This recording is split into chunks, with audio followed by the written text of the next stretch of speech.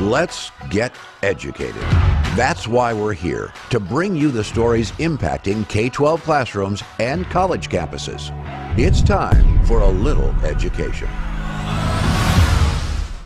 Greetings, one and all. I am Katie Petrick, joined by David Fiorazzo. He's warming his hands up over there because he's ready. We're ready. Ready to go. We are going to drop some knowledge on all of you, and of course we begin with, why not, the Secretary of Defense, General Lloyd Austin, who is going on defense after being grilled on why U.S. military bases are hosting drag queens paid for by American tax dollars. What? The American military is just about the drag queens now, so what? They're woke? What? They're awake. In the military?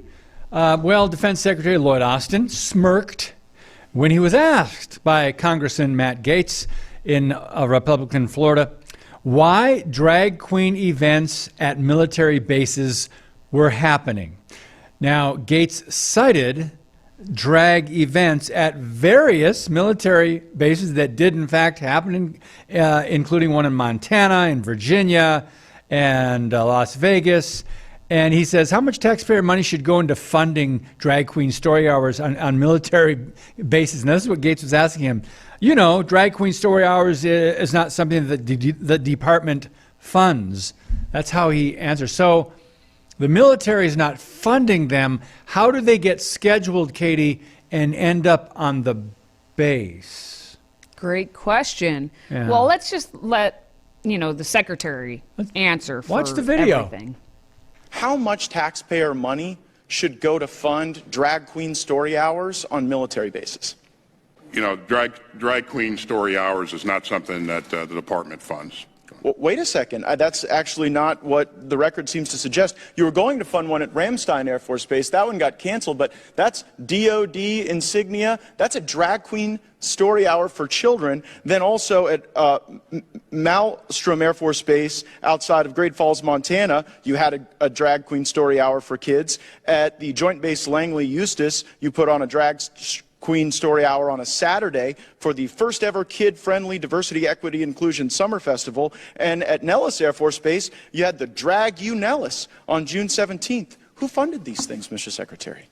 Listen, drag shows are not something that the Department of Defense supports or funds. So. But wait, why are they happening on military bases? I just showed you the evidence.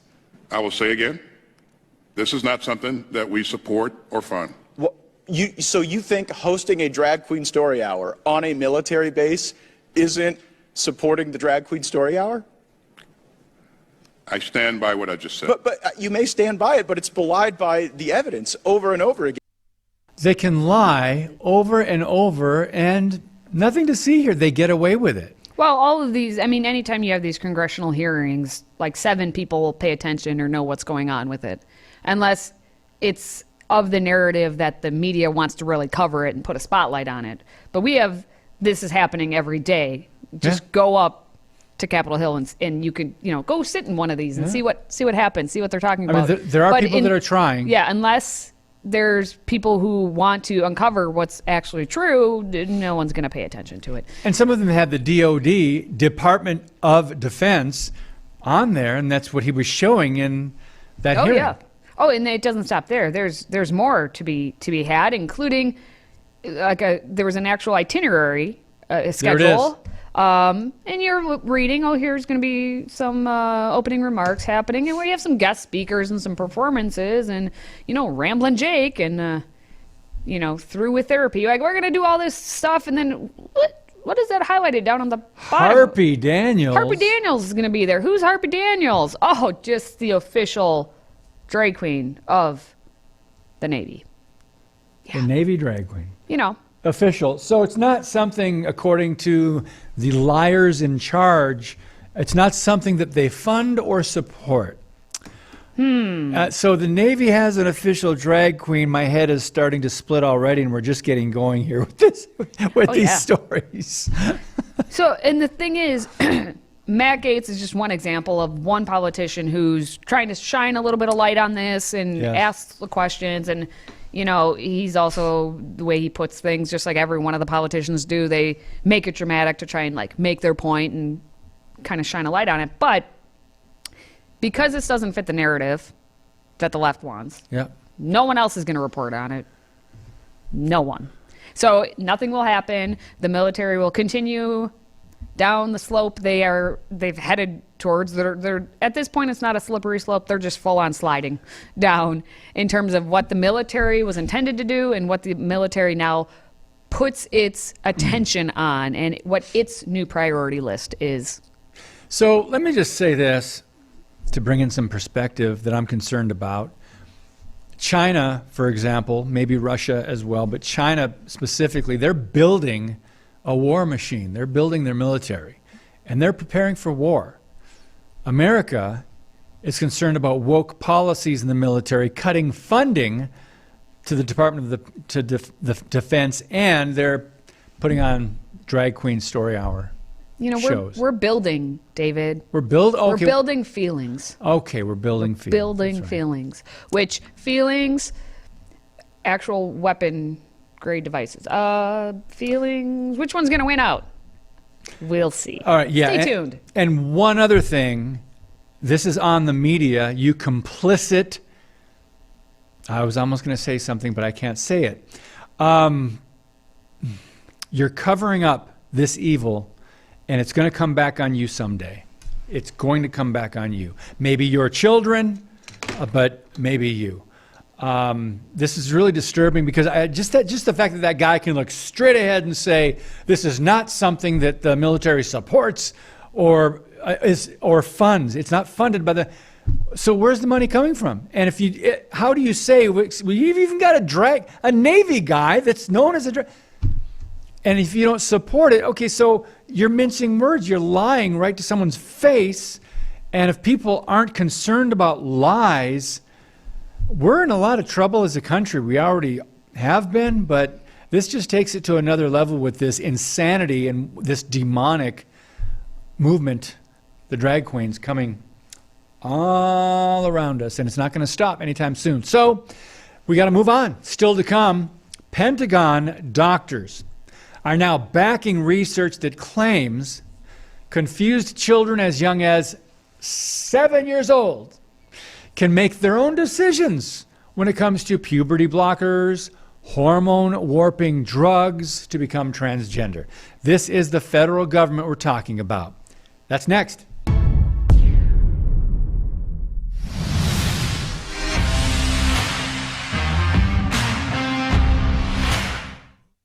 On the note of security for this country, doctors at the Pentagon now say that kids are, yes, they are mature enough from age 7 to decide if they want puberty blockers and hormone drugs. I know some 7-year-olds who can't tie their shoes yet, but they may know if they should go on puberty blockers and hormone drugs. Can they even say/spell puberty blockers, hormone drugs? No.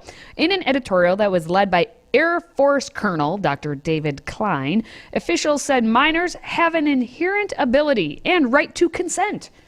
Do they now? To the interventions that are often irreversible. The piece cites a 2018 study by Dutch researchers, and it claims more than 90% of over 7s, they're calling them over 7, so people 7 or older, right, are mature enough to decide their gender identity and whether that they want to start transitioning medically. So, hey, might as well give those 7-year-olds some keys to the car, give them their own houses, give them very sharp knives, give them all, weapons, give them everything, because, they're mature enough now, according to the Dutch. The words come as the United Kingdom and several European countries restrict access to hormone drugs for trans children amid fears about the lack of long-term research. So that's over in the UK and over in Europe. But here in the United States, we're going to cling to this study as evidence that, yes, we should give our 7 and up year olds drugs. Wow. There are no federal age limits here in the U.S. right now, but several Republican states have banned under 18s from accessing these drugs and such. And most recently, West Virginia was one of them. So here's the long and short of what the military doctors wrote, because there's another doctor involved in this. They wrote this in the American Journal of Public Health. It was called they said that prior research has found that children can begin participating in their medical decision making as early as age 7 years, with gradual increases in decision making capacity. Okay, so at age 7, you're starting with puberty blockers, if whether or not they can have puberty blockers.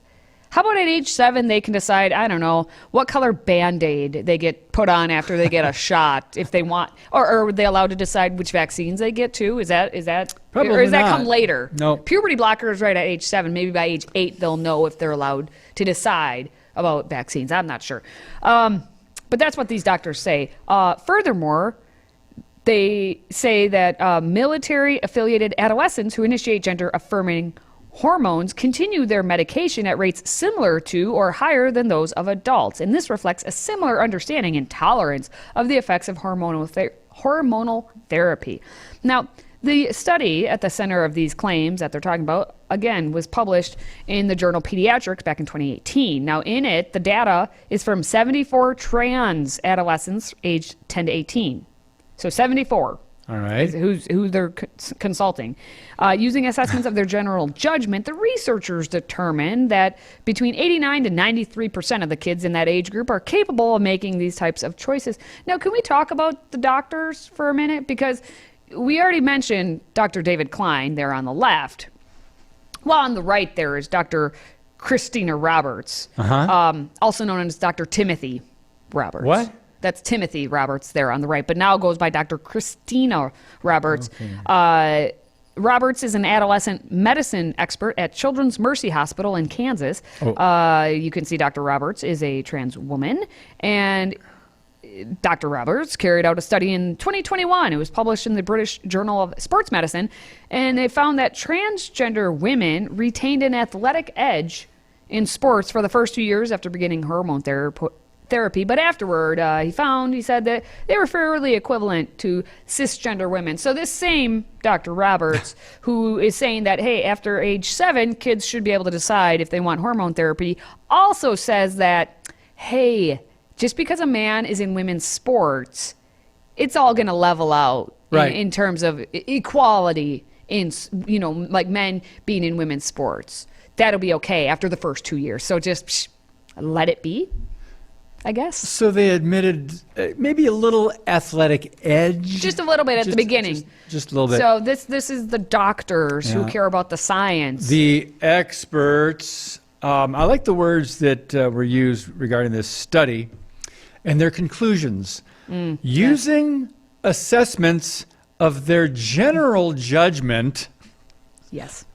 Isn't that? Yep. We're just going to put some words together and then they make it as wishy-washy as we possibly can. That's what we're going to do here. The experts determined, based on assessments of their general judgment. I don't know, Katie. This is nothing new. This is well, it's new, but it's escalating quite quickly. What we have going on, because even within the story, you take a look at this stuff wasn't happening as rampantly as it is now, even just 5 years ago, 6 years ago, right? Yes, there have been children who have gender dysphoria between the ages of 6 to 17 years old, but look at how much it has skyrocketed in the past 2 years. From 2021 and now today. I mean, it just is insane. And then at the same time, interestingly enough, as the number of gender dysphoria kids increases, guess what also is increasing? The number of puberty blocker claims going to insurance. What a coincidence. Wow, what a coincidence. That's 120%. Again, I go back to this. Increase. I go back to this. If my parents, I love my parents dearly, they never would have done this. But if my parents would have been following today's science, they would have been like, oh my gosh, Katie's a tomboy. Clearly, give her puberty blockers. Yes, I like playing sports and doing things with my brothers, my older brothers, rather than, hanging out with the girls and playing with dolls. Apparently, my parents didn't love me because they should have put me on puberty blockers. Clearly, I was meant to be a boy. This, Except I'm not. If you think about it, go back 50 years, how many people had these issues, had this confusion that they didn't grow out of? Because they say, doesn't general research and studies show that if you do nothing to the kids and if they have any kind of confusion early on, what is it? Something like 90% of them will grow out of it and just be whoever they were born as and whoever they're meant to be. But I think about that, the fact that these children today are programmed, but so are the parents. Yeah. Affirming. Here's what they're doing. You made an excellent point. Your parents never would have said, she wants to play baseball and wear a ball cap. Let's inject her with something, or let's change Clearly. something about her, her biology. No, you don't. Parents never did that. The fact that so many are going along with this delusion today, and they're going along with this to affirm, to go ahead and help these kids go down this dangerous, destructive path that'll affect them for the rest of their lives, that's something really demonic, because parents have been, in a way, programmed themselves. And the media, Hollywood, Democrats, leftists, corporations, big pharma. I repeat myself. Yeah, exactly. All right, well, coming up, we have a Minnesota elementary school doing their part to screw up the next generation by hosting a gender resource fair for kids to explore whether they're non-binary, transgender, or just plain old normal. Stay with us. Today's show is sponsored by our friends at MyPillow. Save up to 66% on pristine quality bedding, towels, slippers, signature pillows, and much more when you use the code EDUCATED. That's EDUCATED. Educated. Support this show and a great American company.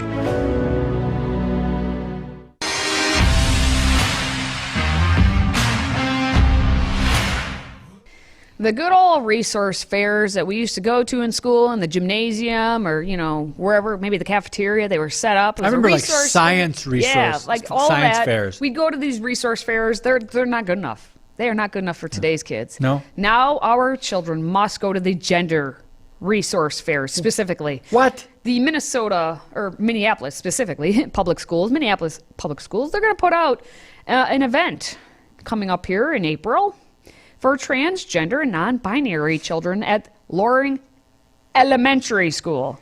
Oh, Not even Loring High School. Dear Lord, No, it's help Loring us. Elementary School, because we my need to get goodness. those kids young.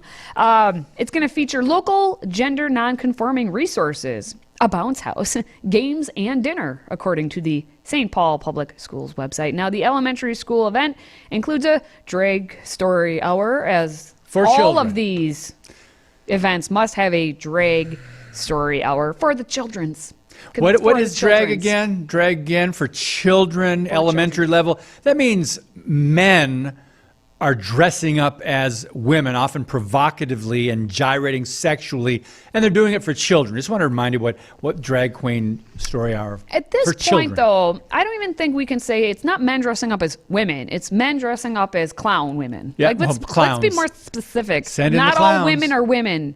Not all drag queens are queens. No, I don't know how that works.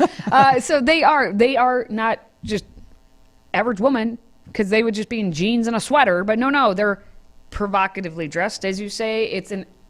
They are culturally appropriating my gender, is what they are doing. So the again, elementary school event, gender resource fair is what we're talking about. Of course, it will be promoted by the local teachers union. As the course. flyer states, we are hosting a gathering for families and their gender creative young ones. Kind of like an art fair, kind of like, oh, hey, come on for your young, Right. creative young ones, but this is for gender creative. So what's on display at these gender whatever fairs? Oh, everything. There's going to be community resources. There's going to be entertainment. There's going to be food. There's going to be games. There's going to be Of course. more. Dr. Angela Cade Gepford, the medical director of Children's Minnesota Gender Health Program, of course using the pronouns they and them, Oh, yeah. will be the guest speaker. You can see her up at the top there Okay. in her bow tie. So according to the hospital itself, they said the Children's Minnesota Gender Health Program serves as a resource for transgender minors and their families while providing compassionate, and comprehensive care for the gender diverse youth. You see how the words that they like to twist? This is for our gender creative young ones. This is a gender diverse youth. No, it's none of those things. We have boys, we have girls, and we have all those people who are confused. They're still boys and girls. That's a good. The third category, those that are confused. Yeah, and yet you still are going to ultimately fall into one of the other two categories. So. Exactly.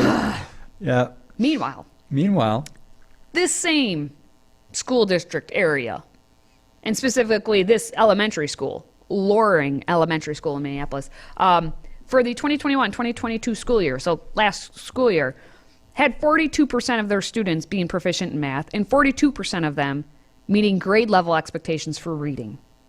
And this is according to the U.S. News World Report. Okay. So not even half of your kids can do math or read properly, but hey, we're going to take time for a gender resource fair to happen. Sure. How about a literacy resource fair, scholastic books resource fair, any sort of a fair that would actually provide them useful information? How about a math fair? No? Just gender resource fair? That's all we're offering these kids? Yes. Yep. That's it. All right, well, still to come. How much do you spend on your kids every year?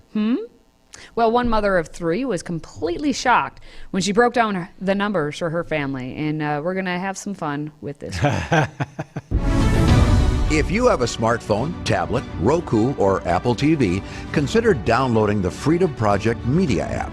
It's 100% free and includes all of our weekly shows, plus lecture series, archive programs, and award-winning animated videos for families like the Presidential Minute, Battles of America, and Heroes of the West.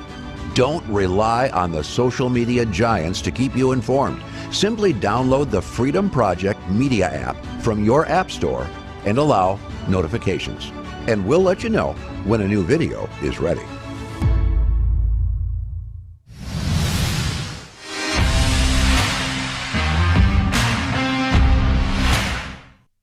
All right, guys, this is an interesting and somewhat confusing story. But anyway, this mother of 3 was left, gasp, horrified after learning she spends $50,000 a year on her children. So, do you know how much your kids are costing you? So, her name is Dana Carone from South Carolina.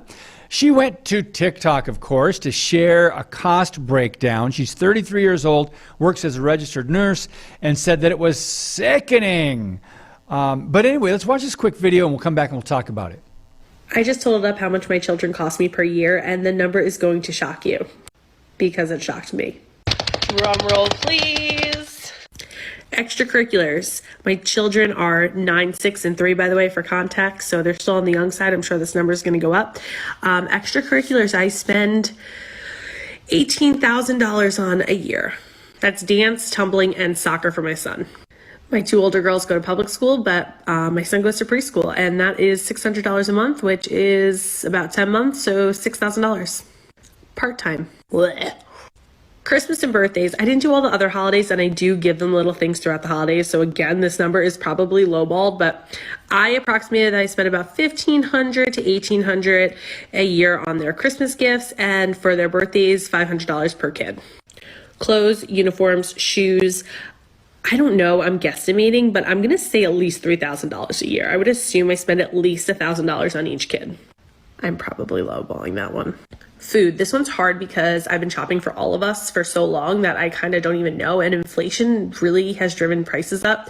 But I am going to guess that the 3 kids cost me about $1,200 extra per month in food, because I think my husband and I would be able to get by on much smaller grocery shopping trips. So that brings us to $14,400 a year. Then I added $3,000 a year for extra that I'm forgetting about. Obviously, we need a bigger car for the children. We obviously spend extra on vacation. So I don't know, I'm just throwing that $3,000 in as extra. Ready? $47,475 a year for 3 kids. No. Just no. And no. Okay. Oh, yeah. Controversial topic here. Yes. for Katie, me, mother of 3. Nope, mother of 2. Like I said. Mother of 3 with a husband. Let's talk 2. about that. Yeah. I will say she didn't put this video out to be like, woe is me. So I'm not going to harp on her. She's just giving like what it is. But the truth is, like, you do not need to spend that much money. No. Like, money on your children. You can cut or your almost family. every area. Yeah. What the amount of money that she said her and her husband John have a combined income between $175,000 to $200,000, depending on how many hours she works or as her shifts vary. Like you said, she was a nurse. Okay. Wow. A lot of us can't So relate let's to put that. it into context. I'm nowhere near that. Our family income is nowhere near that. Parents, and this is, okay, she's on TikTok. Now, what's going to happen is so many mothers, because we have mom guilt and comparison issues, they're going to look at that and be like, oh, I clearly don't love my family enough. I need to spend more on them. If she's spending that much, I need to spend more. Ignore all of it. You do not need to spend that much money on children. This may be controversial. I'm going to put it out there because I don't care. My daughter just had a birthday. Guess how many dollars I spent on her? 50. How much does a box of Jell-O cost? Because she can't have cake allergies, so we made her Jell-O. Jell-O's 50 cents? $1? Wow. So I spent $1 for my child. Under Guess what? 50. She's 2. She will not remember it. No, she won't. Has plenty. We spent the day together. We hung out. We had fun and laughs. She doesn't care about gifts. Too many people in this country are focused so much on spending money on things that do not matter at all. Thank you. I'm going to get off my high horse. If anyone would like me to break down what we make, I'll gladly do it. That was just, it's silly. At this point, it's just sad, silly, and you wonder why so many parents, people, everyone in this country are depressed because they're just comparing themselves to people like Dana here who are spending $500 per child for birthday? And she's upset about it. Yeah, $1,500 to $1,800 a year on Christmas gifts. And you're thinking, wow, what a generation, really. And we've encouraged this, obviously, with the commercialism, and we'll get into that, obviously. But there's so many problems with this, and everybody should try to have a budget to try to keep things manageable. But obviously, I mean, because their income, to some of us, their income is higher, a little higher, they are spending up to that income, right? Isn't that normal for a lot of people? It's normal for a lot of people. Yeah, and that is, she even kind of basically admits it. She doesn't, I'll just add 3,000 here because I'm probably missing something. And she says, obviously we have to do this. And obviously you don't have to do any of that. Dana, like, you can now that you saw what you spent, maybe this is a good wake-up call for you that you won't spend that much. And yeah, if you have the means, go for it. But if you are one of those parents or just people and you don't have kids and you're just thinking you have to spend all this money to keep up with the Joneses, is what we used to say, you don't have to do it. You do not have to do it. Just don't do it. By the way, quickly, if you go to the list of places and how much it costs to raise kids in different places in the country, if I'm remembering right, if I'm good at my math, I think the first 11 or 12 states are all blue states, Democrat government, run by. It's just really interesting that they're the most expensive places it all to plays raise kids. into it. Yep. Well, and because their taxes are so high wait a with minute, everything more than else, that. I so think it's 15, the the most first expensive. 15. I mean, it's going to cost you more in these what we call blue states, where the political leadership is all of the Democrat side. Whereas, no connection, though. That's just a coincidence. No coincidence. Complete coincidence. Maybe. Anyway, make sure you're hitting that like button if you're watching us right now on social media. And hey, please do send us your feedback. And if you want me to do anything involving economics and budgeting and all that fun stuff, do I love to talk about it. But anyway, for David and myself, thank you for watching, thank you for listening, and thank you for supporting this show. Until next time, stay educated.